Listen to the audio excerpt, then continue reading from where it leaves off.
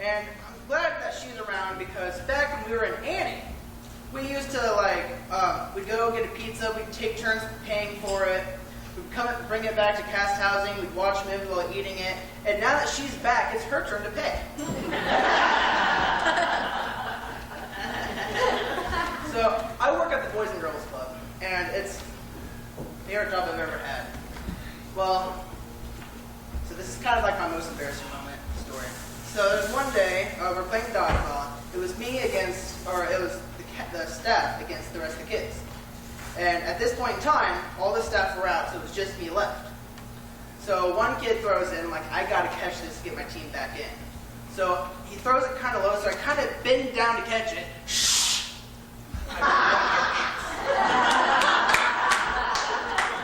So as my coworkers are running back onto the court, I start kind of like wobbling away so that nobody can see anything. I don't want to get a red dot over my house or anything. So one of my coworkers comes up to me and goes, "Mahlon, what are you doing?" I go, "Pants." "What?"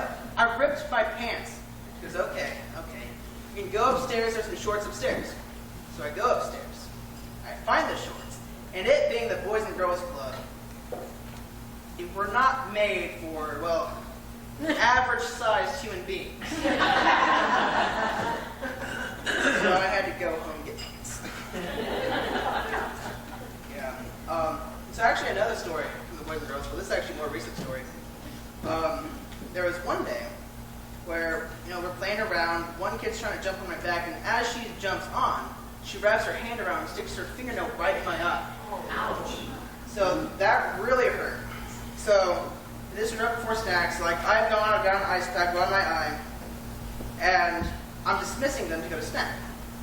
So I started sending, the quietest ones first, and as the rest of the kids catch on, they start leaving. Finally, the last kids leave, and I'm sitting in a chair with my eyes closed because it hurts so bad.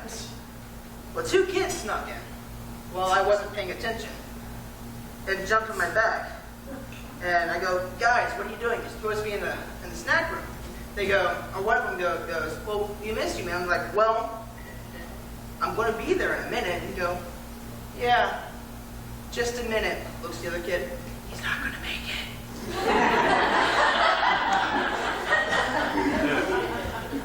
Yeah, that was a fun day. No, we actually went swimming. Would have been a week ago Tuesday, and I don't like swimming. I must confess, I just don't.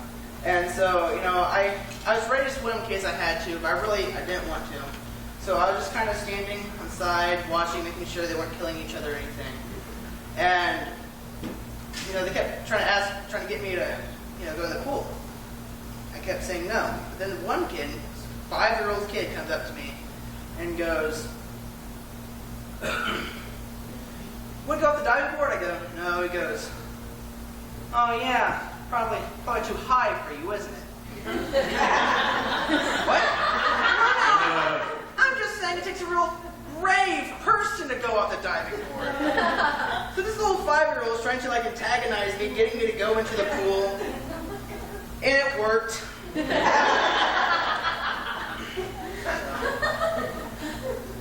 Yeah. So I actually babysit on the weekends. I watch 7 kids actually. But one of them's a teenager, so she does most of the work anyways. So sad but true. Anyways, so my very first day that I babysat there, I got there, it's 5 in the morning. Because that's what time they need me. And so I tried to turn the TV on because I wanted to watch TV. But the picture would show, but I couldn't get any sound out. So eventually I just, put the NFL Network, some highlights were showing, I put it down, I started messing on my laptop. Well, around 9 o'clock, the 3-year-old gets up and comes walking in, just stares at me. And I go, "Hi." And I get this weird glare. It's like, okay. So I go back to my laptop. And he looks at the TV, back at me again. He walks over to the TV. He starts messing around with this box that's right beneath it. Suddenly the sound comes on. And I'll be running tech tonight, guys.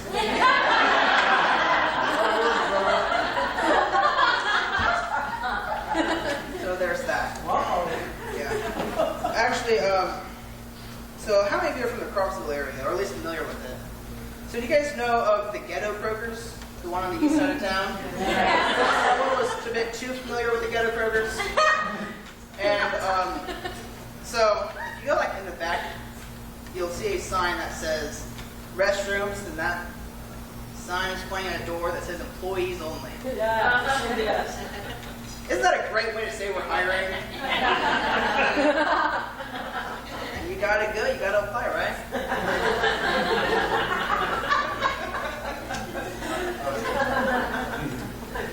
Yeah, so I actually need to think of another joke.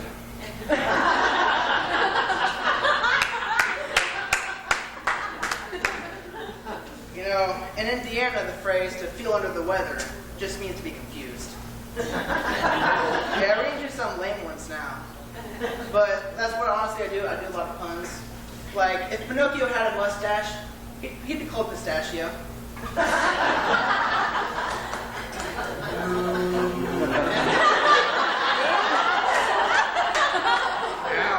But she'll be buying my pizza tonight, so it's all good. Yeah.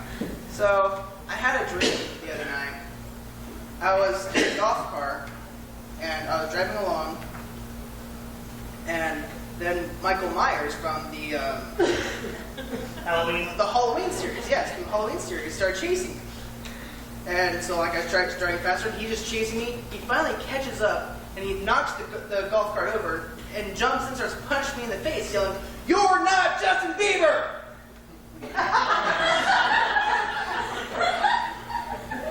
Well, you know how your dreams are supposed to like have some kind of purpose in your life?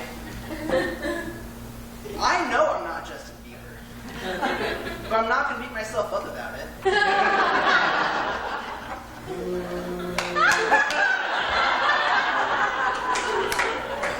Make that double pepperoni, Jenny. Yeah, so actually, I saw probably the most Hoosier decorations the other day. This person decorated their houses with boots. Because boots, you know, because Indiana's shaped like a boot. You know, we're like the Italy of the Midwest. That's probably the right response. Yeah. But it was funny when I saw that. So, is anyone here familiar with like professional soccer? No? Right, this is America, I understand. The cook does though, so. Matt, you do. Anyways, the Chicago franchise is called the Chicago Fire. And in my opinion, it's extremely insensitive for them to name the team after the worst disaster in the city's history. I mean, what's next? The Oklahoma City bombings? The New Orleans Katrinas? The New York Jets?